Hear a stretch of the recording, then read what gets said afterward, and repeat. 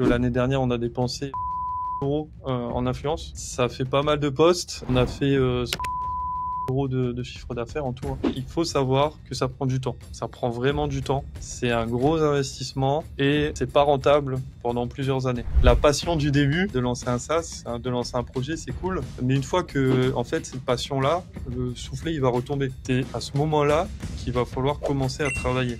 T'as des gens qui vont dire ouais, il faut coder pendant 1 mois, dans 2 mois. Tout le monde y va à la louche. Ce qu'il faut faire, c'est vraiment Salut tout le monde, on se retrouve pour ce nouvel épisode de Build Different. Je suis en présence de Nicolas Pamar. Nicolas, merci de m'avoir rejoint pour cet épisode. On arrive au 7e épisode du coup de ce podcast. Donc là, j'en suis vraiment très fier, très satisfait. À chaque fois, des invités de marque, des invités qui délivrent beaucoup de valeur. Et là, avec Nicolas, on va pouvoir parler en détail de son SaaS Redact AI qui aujourd'hui a plus de 17 000 utilisateurs, qui génère pas mal de revenus. On est à plus de 10K MRR. Et qui a de gros objectifs dernièrement, qui vient d'annoncer sur de l'internationalisation et aussi qui va pouvoir nous raconter comment on scale ce genre de business à partir de l'idée quand on fait 0 pour atteindre 10K et même aller chercher plus, aller chercher les 100K dans le dernier objectif annoncé. Donc voilà, Nicolas, est-ce que tu peux te présenter à l'audience, s'il te plaît? Oui, tout à fait. Bonjour à tous. Merci beaucoup pour ton invitation, Lucien. Donc moi, c'est Nicolas Pamar. Je suis cofondateur de Redact AI. Donc, je viens de me séparer récemment de mon associé avec qui on a monté l'aventure. Moi, là-bas, je suis développeur. Donc, j'ai fait du freelance. J'ai essayé de monter plusieurs SaaS. Et Redact AI est mon, on va dire, troisième vrai projet. Et ça commence à fonctionner pas mal. Yes, exactement. Ouais. C'est ce que j'avais regardé juste, pour préparer un peu le podcast. J'ai vu que tu avais réalisé plusieurs projets. On en parlera plus Ouais, en fin tout à de fait. l'émission, voir un petit peu ce que tu en as tiré, parce que c'est Mhm. toujours ultra enrichissant. Et forcément, quand on arrive à son troisième projet, il y a plein d'erreurs qu'on a fait avant qui nous permettent de gagner un temps énorme. Mm. Et surtout, on a vu et on a eu des petites victoires, des petits succès. Ça, c'est important aussi. Donc, on disait, Redact AI, début d'une success story, 17 000 utilisateurs. Au niveau des revenus, du coup, c'est plus de 10K, mais peut-être que vous êtes vers les 15, 20, je sais pas aujourd'hui. Yes. Alors, j'aurais aimé qu'on soit vers les 15-20. Ouais. Ouais, mais en toute honnêteté, on est plus vers les 10 Ok. parce que en fait, là, on est dans une petite phase de stagnation depuis quelques mois. Et je pense que c'est aussi important d'en parler. Donc, c'est bien, ça fait du chiffre, on arrive à avoir des utilisateurs. Maintenant, le focus, c'est aussi de réduire le churn et d'augmenter la rentabilité, en fait. C'est ça Ok. aussi, les deux focus. Parce qu'en fait, auparavant, en fait, pour Redact AI, le gros de notre croissance, ce qu'on a fait, c'est qu'on a fait pas mal de pubs. On a fait pas mal d'influence. Donc, je pense que tu as dû voir passer des posts sur les réseaux de Ouais. certains créateurs LinkedIn Mm. français. Donc, l'année dernière, on a dépensé 47 000 euros en influence. Non, mais Ça fait pas mal de posts. mm. On a fait 160 000 euros de chiffre d'affaires en tout, hein. Donc, en fait, Un tiers, à peu près, ouais, qui est ouais, en... c'est ça. T'as un tiers du chiffre d'affaires qui est un quart du chiffre d'affaires, un tiers qui est pour du marketing et dont de l'influence. Donc, on a vraiment arrosé les créateurs LinkedIn et ça marchait pas mal jusqu'à un palier et ce fameux palier des 10K MRR en fait. C'est marrant parce qu'on s'est vraiment arrêté à ce palier-là. C'est un palier symbolique. Pour nous, on a été content de l'atteindre, mais ça a été aussi le début d'une phase un peu plus difficile où, bah, en fait, faire ses posts sponsors, ça suffisait plus pour faire de la croissance. Ok. C'est aussi parce que on, en fait, quand tu fais de la sponsor, c'est bien. La plupart des gens vont acheter. Surtout que là, on a un outil pour LinkedIn et donc on paye des créateurs LinkedIn pour parler d'un outil pour LinkedIn. Donc forcément, ben ça résonne très facilement. Euh, et ben les personnes qui voient ce genre de post vont avoir tendance à acheter même sans avoir vraiment testé le produit. Et c'est là où en fait le bas blesse, c'est qu'on a continué bien sûr d'améliorer le produit, mais pas assez pour compenser en fait un peu ce churn. Ok. Et donc, on a fait de l'acquisition très agressive. À chaque fois que de l'argent rentrait dans Redact AI, dès qu'on avait, en fait, on n'avait rien dans le compte, hein. On avait vraiment dans le compte pro de Redact AI, on avait peut-être 1K. Et dès que ça montait, on dépensait, on dépensait, on dépensait, on dépensait en influence. Mm. Donc ça fait qu'en fait, toutes les semaines, on avait un, deux postes planifiés. euh, et ça nous permettait de, bah, voilà, de rentrer des utilisateurs et d'augmenter notre MRR. Ok. Et donc on a fait ça au début. C'est comme ça un peu qu'on s'est lancé, que ça a vraiment décollé. Euh, et en fait, à partir de l'été, c'est là où on a commencé à stagner. On a eu du mal en fait à avoir de la rentabilité sur les postes sponsors qu'on faisait en fait. Et D'accord. donc c'est là où on a pris un gros coup parce que au niveau de la trésor, c'était un peu chaud. Parce qu'on est 100% bootstrap. Et donc forcément, quand tu investis 1K, 2K, 3K, 5K, 10K dans des postes sponsors sur un mois et que tu retrouves pas derrière, t'es pas rentable, tu retrouves pas directement ton investissement, ça devient un peu compliqué, ouais. Donc, Euh, J'aimerais qu'on revienne un petit peu plus en arrière sur comment cette idée elle a germé, ouais. le MVP que vous avez dû faire forcément, Mhm. aller chercher vos premiers utilisateurs. Comment ça s'est passé? C'est parce que c'était à quoi? C'était à presque 2 ans maintenant, non? Alors ouais, ça va faire bientôt 2 ans. Ça va faire bientôt 2 ans. Donc en fait, il y a à peu près 2 ans, on parlait de GPT 3.5, GPT Hum, 3 qui est sorti. Donc les premiers modèles, les premiers LLM qui faisaient vraiment des trucs impressionnants. Et à cette époque-là, moi j'étais encore CTO dans mon ancienne startup. Et j'ai vu passer ça. Je commençais un peu à poster sur LinkedIn, mais vite fait. Voilà, pour le plaisir. J'avais juste envie de tester le truc. Euh, et à ce moment-là, j'ai vu qu'il y avait les LLM. J'ai vu LinkedIn et je me suis dit, mais tiens, on pourrait s'en servir pour les posts LinkedIn. Et j'ai vu un de mes collègues se servir de GPT pour les posts LinkedIn et il sortait des trucs pas terribles, quoi. Et je me suis dit, ok, il y a peut-être un truc à faire sur ce là. Donc j'ai commencé à bosser un peu le projet de mon côté. En fait, j'ai vu Johan sur LinkedIn sortir carrément Redact AI avec voilà avec landing page, etc. Et avec mis en avant par Hugo Benz, qui est un créateur LinkedIn. Euh, et donc ça a fait pas mal de bruit à l'époque hum, parce que il faisait pas mal de reach à l'époque. Et donc Johan avait sorti une première version de Redact AI. Donc voilà, avec landing page, une petite app codée en no-code sur Bubble, ouais, quelques petits prompts bien ficelés, et voilà. Et donc il avait lancé l'application. Et donc quand j'ai vu ça, je me suis dit, ok, qu'est-ce que je fais? Est-ce que bah, je continue mon truc et j'essaye de faire le projet de mon côté, ou est-ce que il y a peut-être pas moyen de s'associer, voyant que ça marchait bien côté marketing pour lui et voyant que le produit était OK mais qu'on pouvait l'améliorer, je me suis dit OK, peut-être il y a peut-être un truc à faire, peut-être on peut s'associer. Moi je taffe le produit, lui il taffe le côté marketing. et donc là, à ce moment-là, Johan et toi, vous vous connaissez pas? On se connaissait pas du tout, c'était sur LinkedIn en fait. Moi je l'ai vu passer sur LinkedIn, donc j'ai commenté quelques-uns de ses posts, etc. On a commencé à discuter vite fait par message. Et, euh, et ça s'est fait super naturellement en fait parce que au moment, au moment où je lui ai envoyé un message pour lui demander si il voulait pas qu'on bosse ensemble, il m'a dit en fait bah j'allais faire un post parce que je cherche un CTO en fait. Ouais. Tu vois, ça s'est fait vraiment au bon moment, l'alignement des planètes si on peut dire. Et de là on s'est rencontrés. On s'est rencontrés, donc il était à Bordeaux à l'époque, donc je suis parti le voir à Bordeaux. On a passé du temps ensemble à discuter, à essayer de voir un peu si on avait les mêmes idées, si on avait les mêmes envies, parce que je pense que c'est important, Ouais. parce que s'associer comme ça avec quelqu'un qu'on connaît pas, qu'on a rencontré sur LinkedIn, c'est un peu risqué. Ouais. Là, on s'est bien entendu, on a eu les mêmes idées, on avait la même vision pour Redact AI, et on avait la même envie aussi de vraiment bosser à fond dessus. Et c'est comme ça qu'on s'est associés, ouais. Ok, cool. C'est comme ça que ça a commencé, ouais. C'est bien. Donc, là, on voit la puissance du réseau. Je le dirai Ouais, jamais c'est assez. clair, c'est clair. Je crois que dans ce podcast, bah là, on arrive au 7e épisode, comme je disais au début.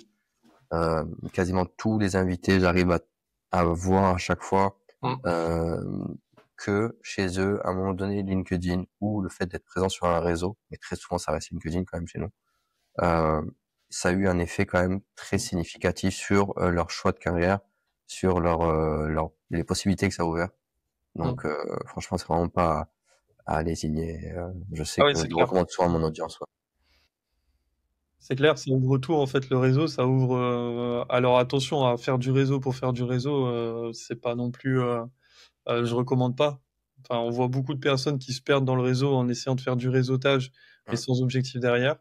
Mais je pense que ouais, le réseau c'est super important et ça peut te débloquer des portes. Ouais. C'est clair. Après, en vrai, même si tu veux commencer aujourd'hui, mais t'as pas d'objectif, commence. Et en même temps, définis tes objectifs, quoi. Mais c'est Bien sûr, sûr. comme tu Ouais. dis, il faut pas rester dans ce flou-là, dans ce brouillard-là. À un moment donné, il faut prendre le temps de réfléchir, de se poser et de savoir vers quoi on avance.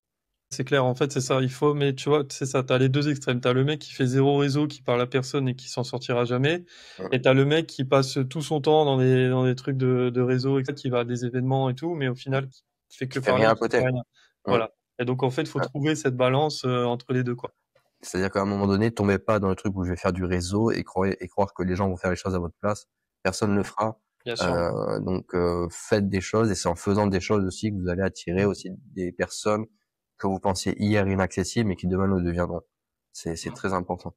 Et la question suivante, du coup, c'est une question que je pense tous les SaaS builders se posent, même les développeurs freelance, tout le monde veut lancer un peu un SaaS, c'est vraiment la tendance depuis quelques années maintenant. Mm. C'est comment on passe de 0 à 10K justement en MRR. Parce que comme tu as dit, c'est un palier très significatif, très symbolique, parce qu'on atteint les 5 chiffres mensuels. C'est une belle somme. C'est bon, ça reste une somme qu'un freelance en régie fera avec 500 euros de TGM, hein. C'est exactement ça aussi. Ouais. Donc il faut le mettre en perspective. Il y a beaucoup de freelances qui gagnent bien plus que ça, et c'est pour ça que beaucoup ne veulent pas lancer de SaaS, et ils ont un peu raison. Il faut savoir dans quoi on s'engage. Voilà, faut savoir dans quoi on s'engage. Euh, mais le plaisir et la satisfaction qu'on éprouve à atteindre ce genre de palier, je pense que ce sera inégalable avec quelqu'un qui fait la même chose en régie.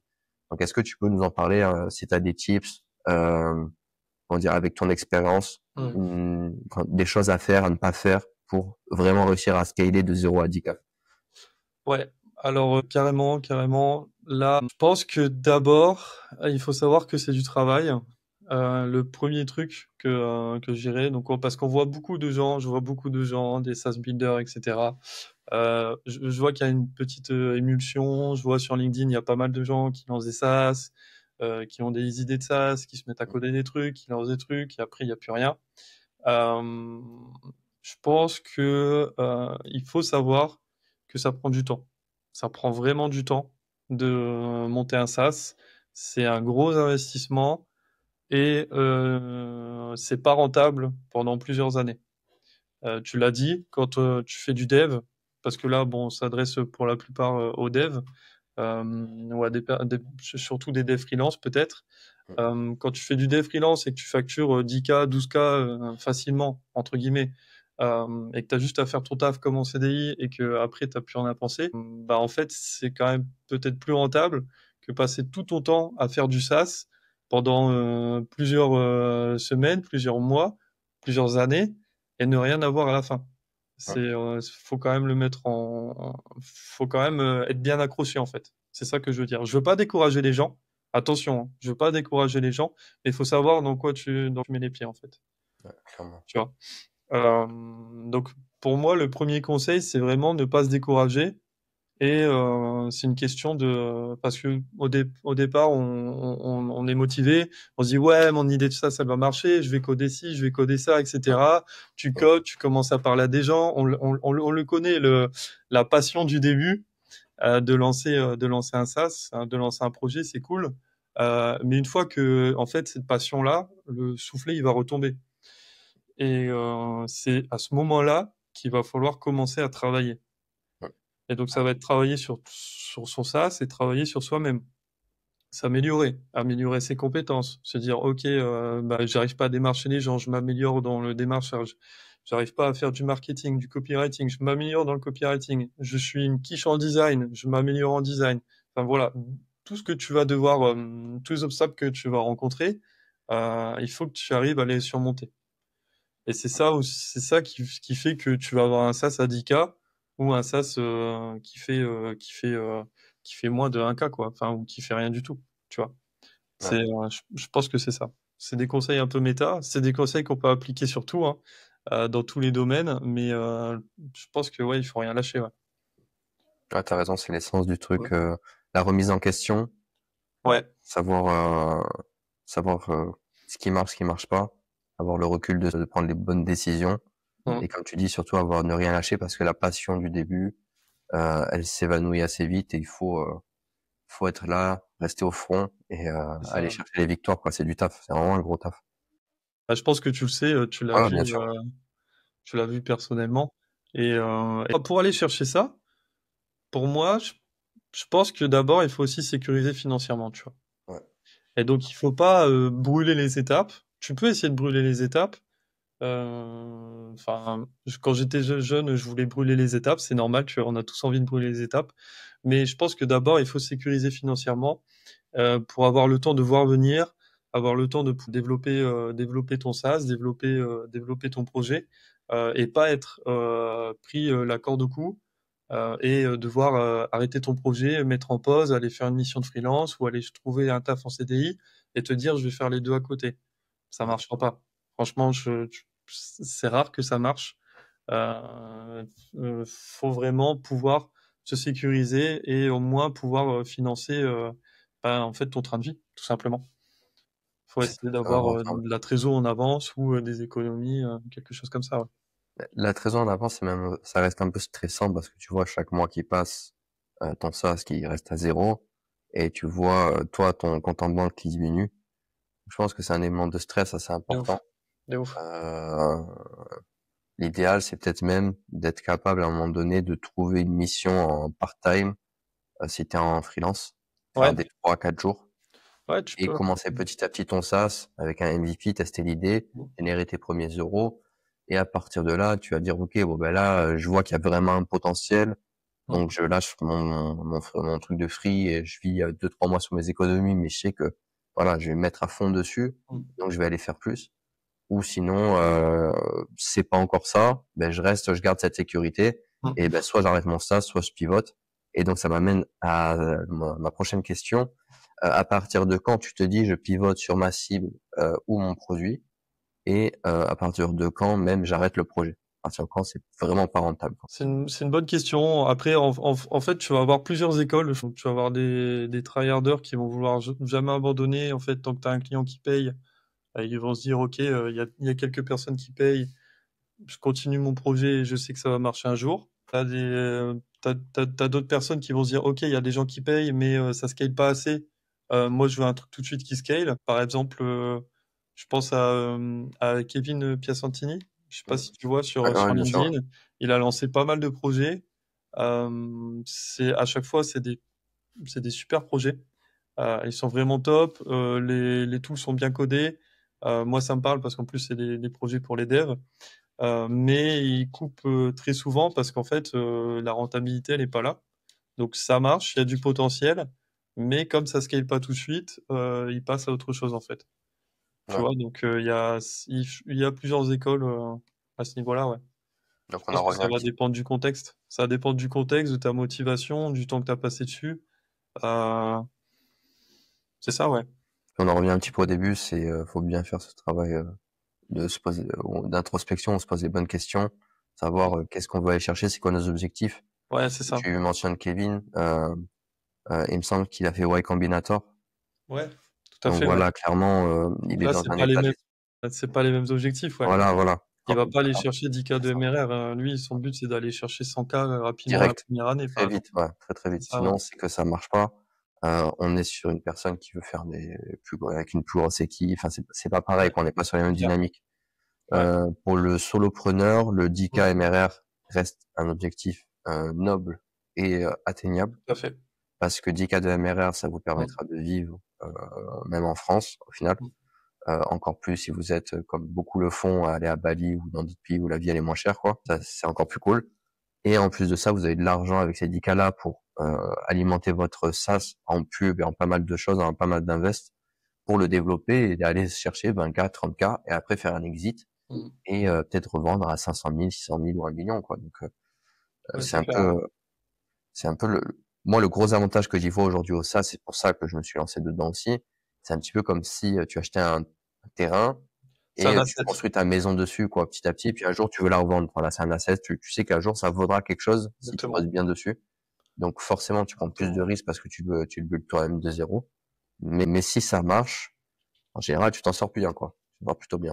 Donc c'est ça Ouais, c'est l'intérêt. clair. T'as l'abri et tu peux continuer de l'améliorer. Ouais. Et c'est là où ça devient vertueux, en fait. C'est quand tu peux bosser dessus H24. Enfin, là, tu vois, j'ai pas besoin de chercher de mission, j'ai pas besoin Mm. de chercher de financement, de rien du tout. Je peux bosser dessus H24, en fait. Ah, bah, c'est cool. Dactéail me finance et derrière, c'est que du plus, en fait. Tu Mm. vois, tout ce que je vais aller faire au-dessus d'Entica, je vais même pas forcément le dépenser pour moi, je vais le réinvestir dans le business et c'est que du plus, du plus, du plus.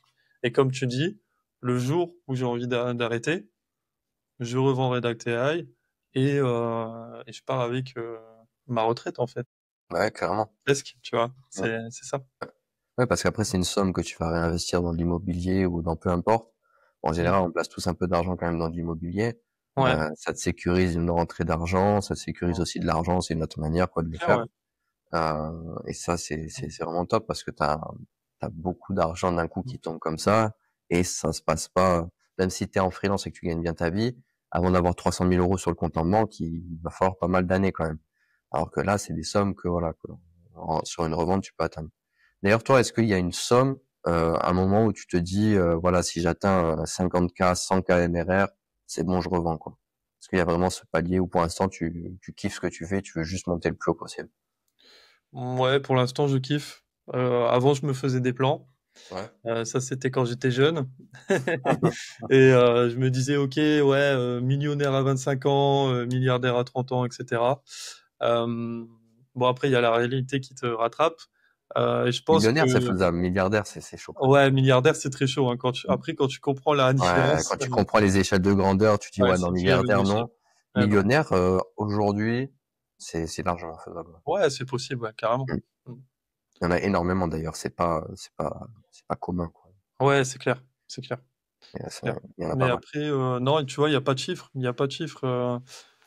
En fait, tu vois, je fais pas mal d'introspection là récemment parce que du coup, comme je me suis séparé de Johan, j'en ai profité aussi, tu vois, pour Ouais, faire aussi l'introspection et me dire qu'est-ce que je veux faire, est-ce que je veux continuer Redactea, est-ce que c'est bien sûr. vraiment ça que je veux faire, etc. En fait, c'est je veux, j'ai besoin de rien de plus en fait, tout simplement. Tu vois, je travaille sur mon projet, je me fais kiffer, j'ai mon salaire qui tombe, j'ai de quoi vivre, je vis correctement, je fais mes horaires comme j'en ai envie, je profite de mes amis, de ma famille, je m'organise comme je le souhaite, je peux aller faire du sport quand j'en ai envie. Tu vois, il n'y a pas beaucoup de monde qui peut dire ça, tu vois, j'habite où je veux, tu vois, je peux déménager comme j'en ai envie, je peux prendre des vacances quand j'en ai envie, je peux travailler depuis n'importe quel endroit, enfin, Ouais, non, c'est vraiment, tu vois, donc pour moi, l'objectif monétaire, je pense qu'il est plus là ouais, et encore heureux, tu ouais, vois. Parce que je pense qu'au bout d'un moment, ouais, t'as un objectif quand tu commences, bien sûr, parce qu'il faut remplir le frigo, faut pouvoir te payer, et à un moment, tu fais pas ça par charité. mm, Euh, il faut juste pouvoir vivre. Mais une fois que t'as passé ce cap, bah, en fait, ce qui est important, et pourtant, j'ai pas passé un gros cap, tu vois. Je parle comme si de quelqu'un qui avait touché des millions, mais, beaucoup en rêve, hein. Beaucoup en rêve, mais beaucoup beaucoup en rêve, tu n'y vois. arrivent pas, Même hein. moi, j'en rêvais encore il y a 2 ans, tu vois. J'en rêvais encore il y a 2 ans, tu vois. J'étais Mm. dans mon CDI, enfin, j'étais CTO en CDI, j'étais sur Paris, je prenais le métro tous les jours, ça, Paris me saoulait, enfin, tu vois, j'étais pas super heureux, quoi. Et donc, c'est pour ça, quand je regarde derrière moi et que je regarde maintenant, je pense que ouais, je suis très content, tu vois. Et donc là, l'objectif n'est plus monétaire. L'objectif, c'est de faire un bon produit et que les utilisateurs soient contents, tu vois. Ouais. Et ça va se faire tout seul, ça va continuer tout seul. Mm. C'est ça, c'est ça. tu aimes aussi ton produit, tu aimes aussi l'aspect de je fais pas que du dev, il y a aussi cet aspect de produit, marketing. C'est ça, Tu as exactement. créé un lien avec ton audience, créé un lien avec tes utilisateurs et comme tu as dit, tu as ce confort de liberté à un moment donné quand tu as de quoi payer tout ce que tu as besoin Mm. et que t'as pas envie forcément de rouler dans une grosse bagnole de suite ou tu vois ce que je veux dire, tu te dis ouais, je Bah, c'est kiffe ce ça, que je ouais. fais, j'ai pas ça c'est bien, c'est vrai que ça fait kiffer. Mais est-ce que je serais vraiment plus heureux si j'ai ça maintenant ou est-ce que ça peut attendre encore un peu? Ah, tu te dis non, je préfère garder ce confort-là de liberté quoi. La liberté, ça à un moment donné, c'est difficile de l'acheter. Donc Ouais, là déjà des fois c'est bien de la garder comme ça. c'est exactement ça. C'est exactement ça. Tu vois, là, je me suis même posé la question, hein, je me suis dit, ouais, est-ce que je refais du freelance, etc. Euh, parce que j'ai dû racheter les parts de mon associé, tu vois. Et Ouais. donc, du coup, je suis un peu quand même à sec. Je suis un peu en flux tendu. Et je me suis dit, ouais, est-ce que je refais du freelance, etc. pour me renflouer, pour machin, pour peut-être me racheter une voiture, tu vois. Ma voiture, elle vieillit, etc. Et au final, je me dis, mais à quoi La ça sert, flemme. tu vois? Enfin, Mmh, ça va me servir à rien. J'ai de quoi vivre. mmh. En plus, là, tu as fait un super move avec le produit en tentant l'internationalisation sur 10 langues, Mhm. euh, avec une grosse stratégie SEO. D'ailleurs, j'y ai pensé, on n'en a pas parlé en off juste avant, du coup, j'en profite ici, mais tu as aussi la stratégie de programmatique SEO qui serait super intéressante pour toi. Donc, tu prends ta landing page, t'en fais une Yes. dizaine de déclinaisons et tu fais pareil sur tes 10 langues.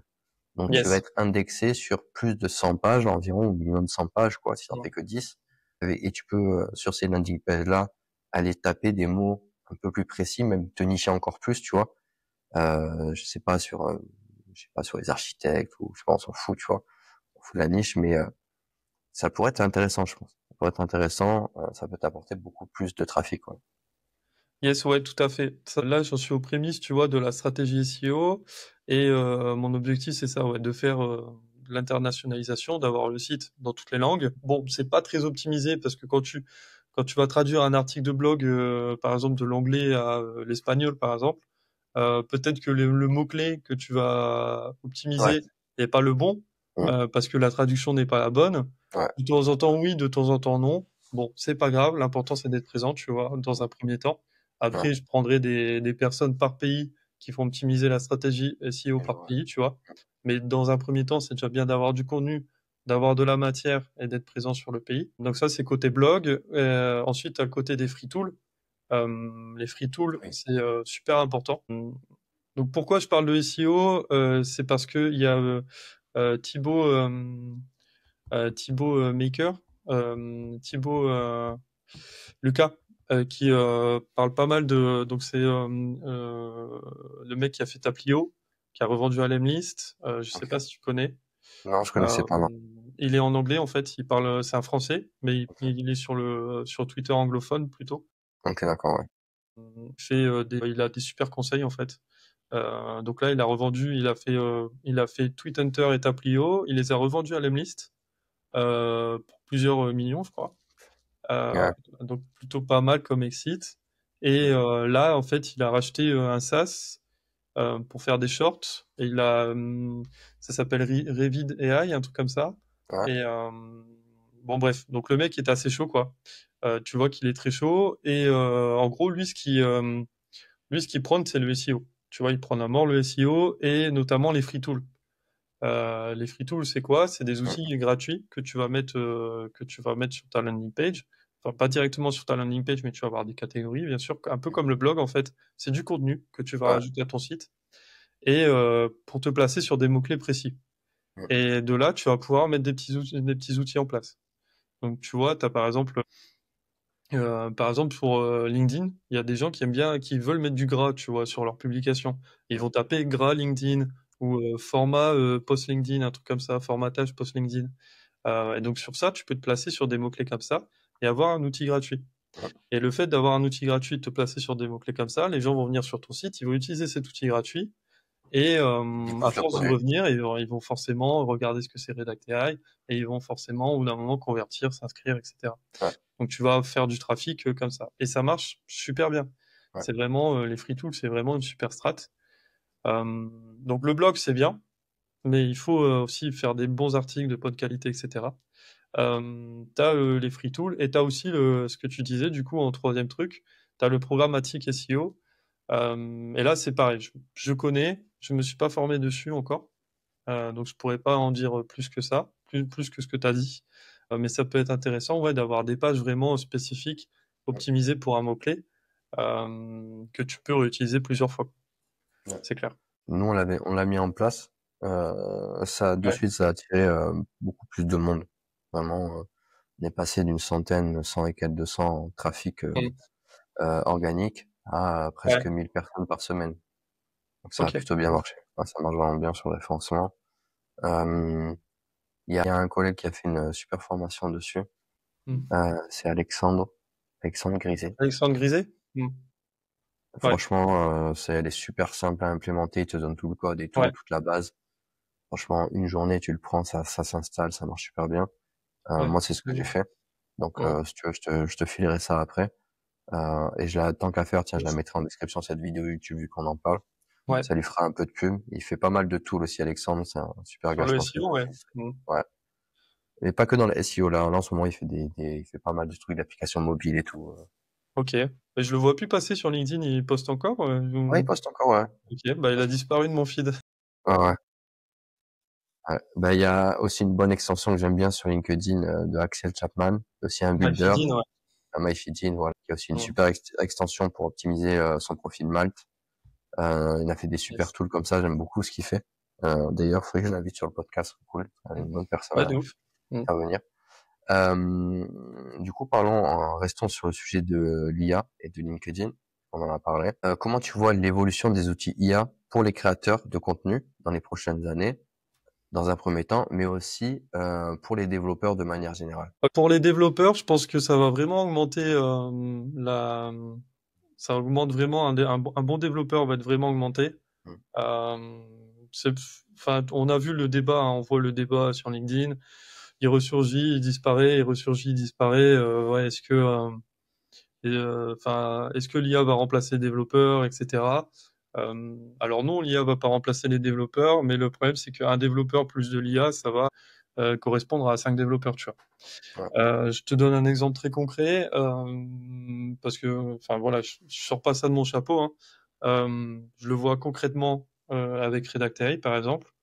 Euh, Là, j'ai installé Cursor il y a pas longtemps, ça fait peut-être un mois. Ok. Je commence vraiment à bien m'en servir, enfin à essayer de bien m'en servir, et c'est vraiment ultra puissant. Et c'est plus puissant que d'avoir des développeurs juniors. Tu vois, l'année dernière, j'avais pris 2 développeurs juniors en stage. Euh, bah, il fallait les former, il fallait lire toutes leurs merge requests pour leur faire des commentaires, etc., pour pouvoir les former, pour pouvoir leur faire des retours sur leur travail. Et au final, le travail, c'était quoi? C'était je leur expliquais ce qu'ils devaient faire. Donc, en fait, ça s'apparente à un prompt. Ils faisaient le travail, ils faisaient une merge request. J'avais les lignes qui les apparaissaient, rouge, vert, voilà, les modifications. Et je commentais les modifications, je les acceptais ou je les refusais.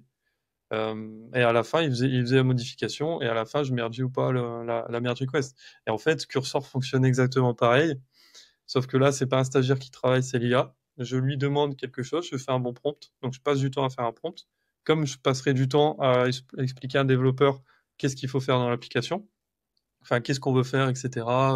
Quel est le voilà, parcours utilisateur, qu'est-ce qu'on a envie de faire, quels sont les points d'attention au niveau du code, etc. Donc, je passe mon temps à faire mon prompt. L'IA me sort quelque chose qui, si le prompt est bon, le résultat sera bon.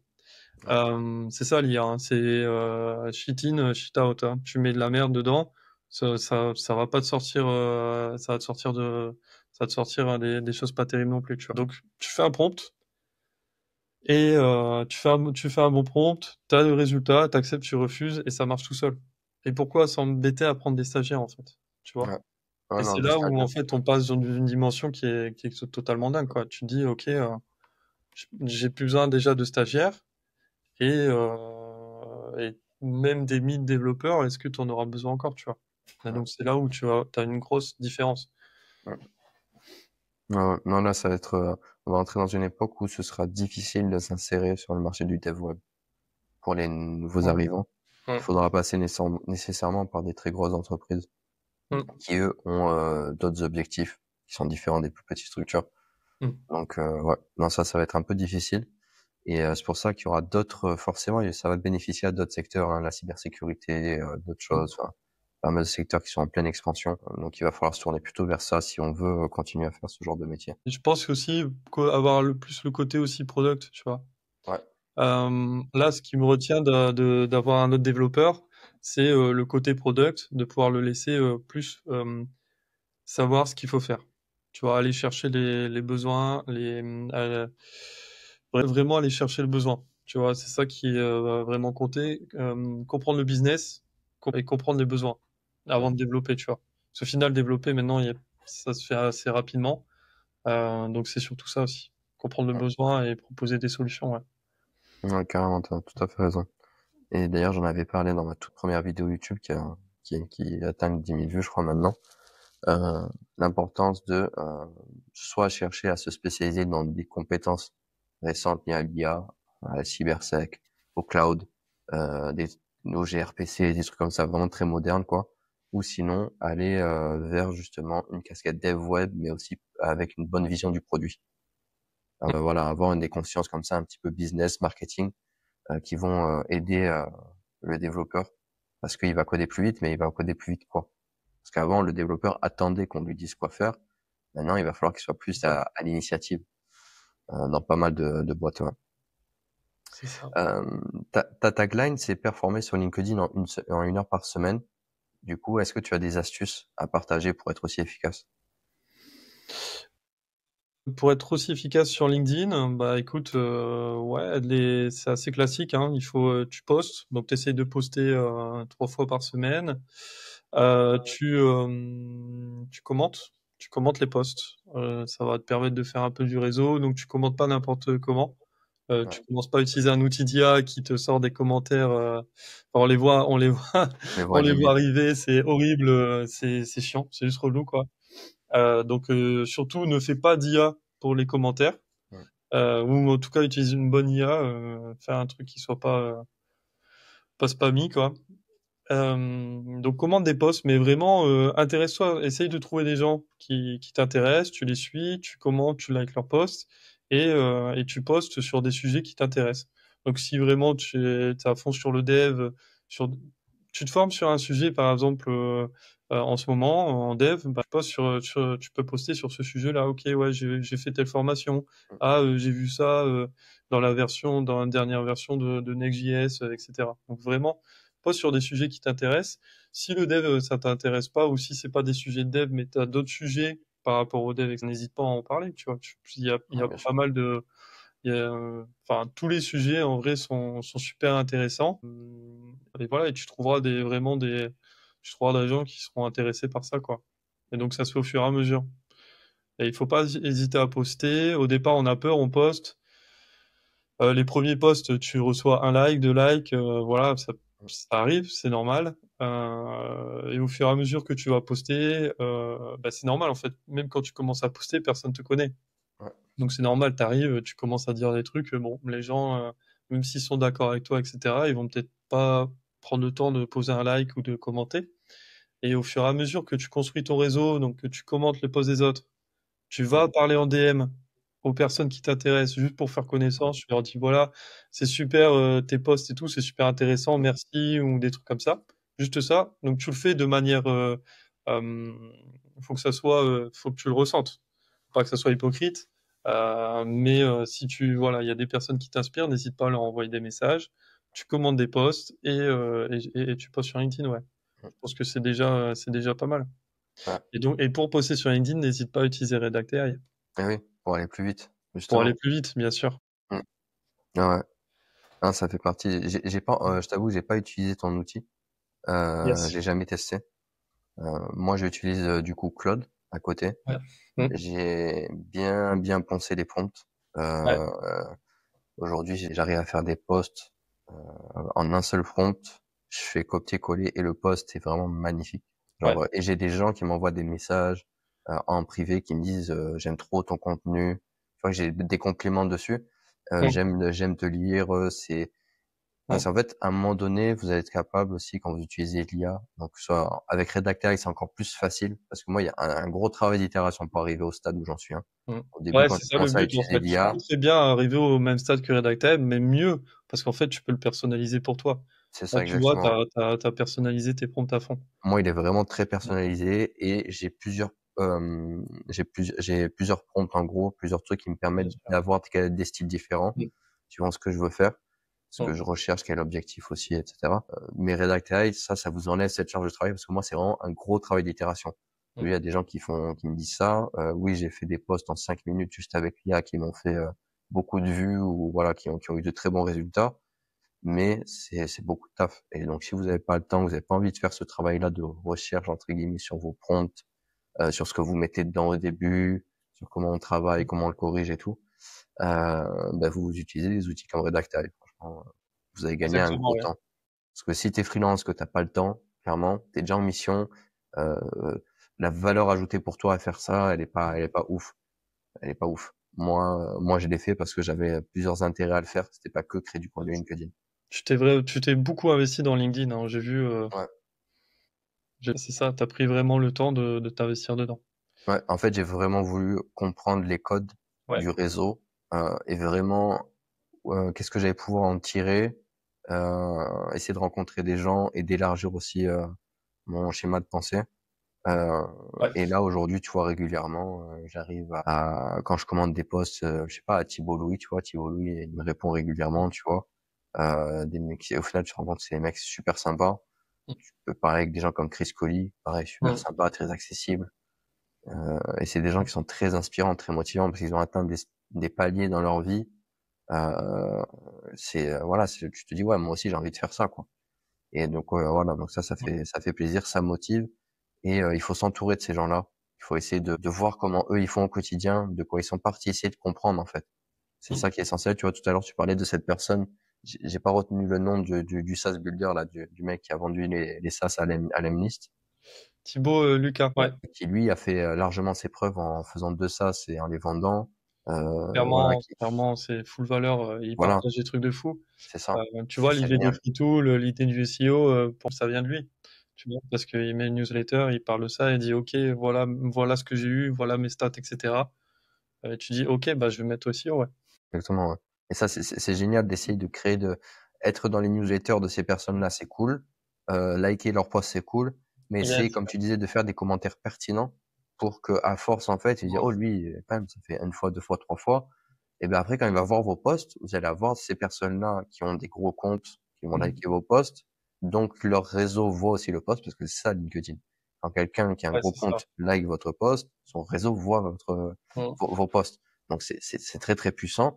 Et au-delà de ça, ça vous permet de créer un lien de proximité avec des personnes qui sont à 10 étapes devant vous, Mmh. qui eux sont vraiment loin. Et ça, c'est vraiment génial. Parce que quand vous allez avoir une question, un gros blocage, Mmh. peut-être qu'en lui envoyant juste un message privé, vous aurez la réponse. Alors que sinon, si vous êtes trop dans votre coin, ben, vous allez devoir essayer de voir s'il y a moyen de payer pour avoir un appel ou quelque chose comme ça. Ouais, c'est clair. C'est clair, et tu de chercher du feedback alors que là, Ouais, tu peux avoir du feedback instantané, rapidement sur n'importe quoi. c'est ça. C'est Tu ça, vois, c'est là, ça. mis en ligne la landing page, tu m'as Mmh, donné du feedback, il y a plein de gens en DM qui m'ont donné du feedback. En ouais, commentaire, j'ai eu du super feedback. Et ça, c'est juste avec le réseau, en fait, tu vois. c'est ça. J'ai pas eu besoin de dire, OK, je vais payer quelqu'un pour avoir du feedback. Mmh. Tout le monde me donne du feedback et ça permet de s'améliorer, ouais. Exactement, ouais. Faut rechercher le feedback et faut pas le prendre personnellement aussi quand quelqu'un vous dit ouais ton truc il est pourri. C'est pas Ouais, personnel, c'est juste que lui il ouais. avait des attentes Mmh. parce qu'il avait un besoin et ça l'a pas rempli. Donc c'est juste ça, point barre, ça s'arrête là. Et donc c'est là où vous devez poser plein de questions pour essayer de comprendre qu'est-ce qu'il attendait, qu'est-ce qui aurait été mieux, qu'est-ce qui a peut-être été bien même dans votre produit et qu'est-ce que vous pouvez améliorer. Et ça, c'est cet état d'esprit d'itération qui vous permet d'arriver à 10K et à 100K. C'est ça. C'est Ouais. clair. Nous, on les a pas atteints encore les 10K, mais bon, on essaye de prendre le chemin, on essaye d'itérer. C'est ça, c'est itérer, en Grosse fait, remise c'est en ça le question, mot-clé, plusieurs étapes. Ouais. c'est ça. C'est itérer, tu reviens, tu prends du feedback, tu essayes de comprendre un peu le marché, ce que tu peux faire, Ouais. quelle orientation tu peux prendre. Après, tu fonces, tu fais le truc et tu regardes si ça prend, quoi. Ouais. C'est carrément ça, ce côté itératif. Et comme tu as dit aussi, la compréhension du marché, elle est extrêmement importante. Le plus Avant, important. je rigolais un petit peu, tu sais, quand j'entendais des trucs études de marché et tout. Et là, en fait, maintenant que j'ai plus étudié le marché sur Mmh. lequel je me suis placé avec Freematch, je me rends compte qu'en fait, c'était ultra important et que je l'avais pas assez fait en amont. Et Mmh. qu'en fait, c'est pour ça que j'ai fait certaines erreurs, parce que je connaissais pas assez le marché sur lequel je m'aventurais. Mmh. Et donc c'est bien d'être feedback driven, mais c'est important aussi de connaître enfin, d'avoir du lien avec ses utilisateurs, mais aussi de connaître le marché, parce que le marché, ça inclut les concurrents, ça inclut des dynamiques bien plus grandes, et ça, il faut en avoir conscience parce que vous pouvez partir dans une mauvaise direction. Et les utilisateurs, eux, ils ont pas cette vision-là.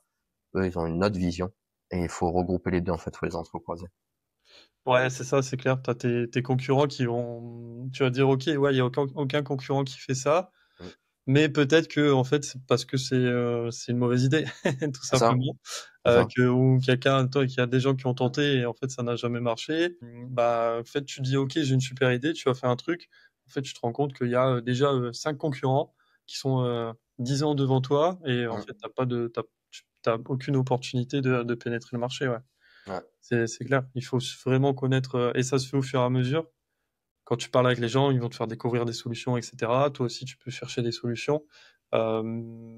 Mais plus tu vas regarder les autres solutions, plus tu vas réfléchir à comment ils sont positionnés, euh, quel est leur funnel d'achat, quel est leur parcours utilisateur, comment ils sont positionnés au niveau du pricing, au niveau des features, au niveau de la cible, comprendre beaucoup mieux ton marché et tu vas pouvoir aussi beaucoup mieux te positionner. Tu ouais, vois, c'est vraiment super important. Là, tu me parles des concurrents. Je sais donner le pricing, comment ils sont positionnés. Je peux déjà te dire plus ou moins à combien de MRR ils sont, est-ce que ça marche pas, etc. Donc ouais. tu me montres une landing page, je pourrais dire à peu près comment ils sont.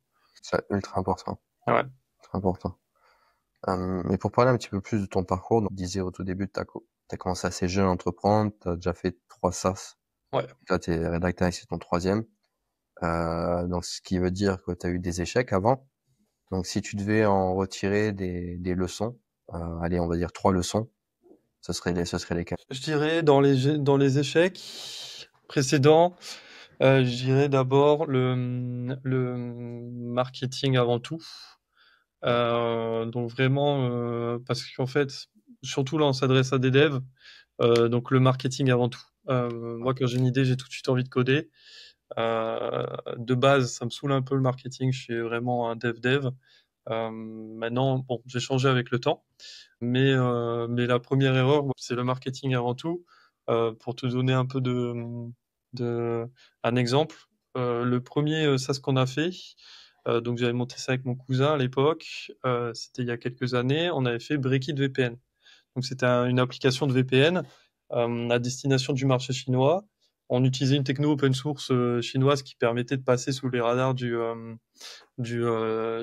grand firewall de Chine, tu vois, ouais, parce que les VPN étaient bloqués, donc ça te permet de débloquer tout, Netflix US, plein de trucs, etc. Donc ça marchait super bien. Le problème, c'est qu'on a pris du temps à développer l'app et on a eu l'app, par exemple, Apple qui a été bloquée pendant 2 mois, tu vois, parce qu'on poussait l'app sur le store, il fallait ouais, toujours changer des trucs.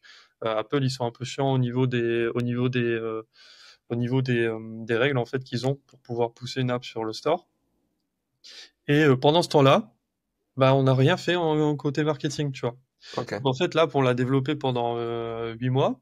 On avait déjà un prototype, et ce prototype-là, au lieu de le vendre, etc., bah, on l'a laissé pour les clients actuels, mais on n'a pas fait plus de marketing.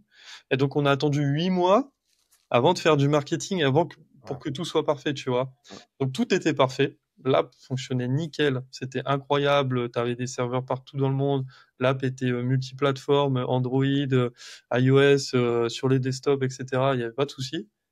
Mais le problème, c'est que, bah, en fait, on était épuisé.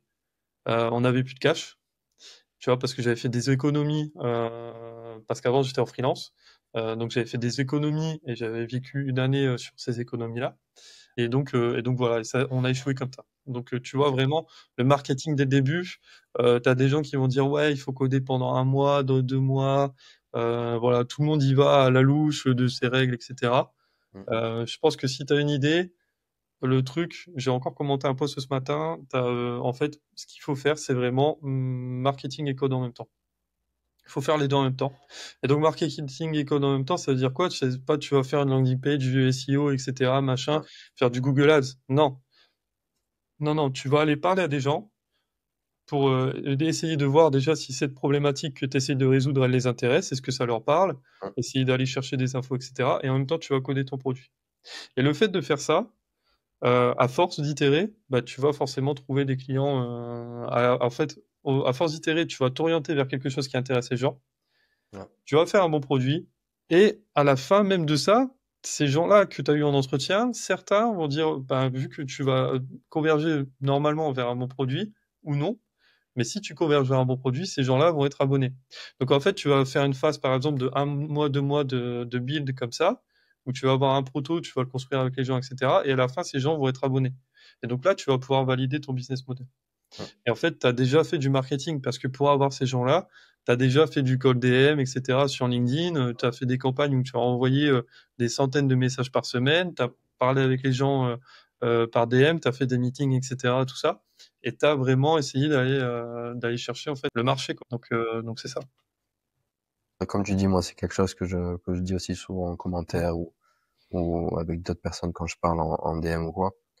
C'est essayer même, quand tu dis marketing, pour moi, c'est même, je suis plus, comment dire, je suis plus tranchant sur ça. Je dis essaye de vendre avant même Ouais, de vendre. coder, carrément. C'est-à-dire que normalement, si ton idée, elle est vraiment si révolutionnaire que ça, elle est vraiment avec très très peu de code, quelques jours de code, un petit proto. T'as pas besoin d'aller chercher bien loin. Sinon, c'est que peut-être le projet est trop gros pour toi, dans le sens où il faudrait Exactement. peut-être une équipe, faudrait peut-être voilà, faudrait peut-être pas être tout seul. Ouais. Parce que s'il te faut 1 mois pour coder un prototype, vraiment, même pas un MVP, hein, vraiment on est en dessous, hein. Vraiment quelque chose de très léger. S'il te faut 1 mois pour faire ça, c'est que c'est pas un marché que tu peux attaquer. Il est trop gros pour toi pour un solopreneur. C'est clair. Donc ça aussi, c'est une question à se poser. C'est pas Clair. tout. Il faut avoir la force de frappe. Je commence à en parler de plus en plus de ça pour pouvoir attaquer un marché parce que ça fait écho au pivot que nous on a fait en voulant cibler tous les devs et après en faisant que les freelances. Parce que cibler tous les devs, c'est très très très compliqué. Il faut une énorme force de frappe. On n'est plus sur une startup qui va lever des fonds, qui va monter une équipe avec des sales, avec des community managers, avec quelqu'un qui est vraiment focus sur le marketing. Et nous, bon, comme toi et Ken, nous on est deux associés, deux devs. Moi je m'occupe pas mal du marketing, mais aussi mon associé Fahri m'aide aussi beaucoup là-dessus. Et puis après on dev tous les deux quoi sur l'appli quoi. Donc voilà, et ça c'est énormément de taf, énormément de taf. Et il y a des marchés qu'on peut pas se permettre à deux comme ça d'aller conquérir. Il faut être un peu plus réaliste quoi. Donc vaut mieux viser plus petit, se nicher, niche down comme ils disent dans beaucoup de livres américains ou de podcasts. Et vous aurez des fruits toujours. Et quand on se niche, souvent on peut augmenter ses prix aussi. C'est clair. Qui c'est que tu verrais bien venir dans ce podcast pour parler, pour partager son expérience sur tout ce qui est lié au SaaS ou au freelancing? Je pense que tu as pas mal de builders, pas mal de builders. Moi, j'irais, si tu arrives à l'avoir, ce serait Thibaut Lucas, ouais. Je pense que lui, c'est un builder très avancé. Cool. Il est très très chaud, il a plusieurs SaaS. Et ouais, ça serait intéressant de l'avoir, ouais. Ouais. Écoute, je vais travailler à ça.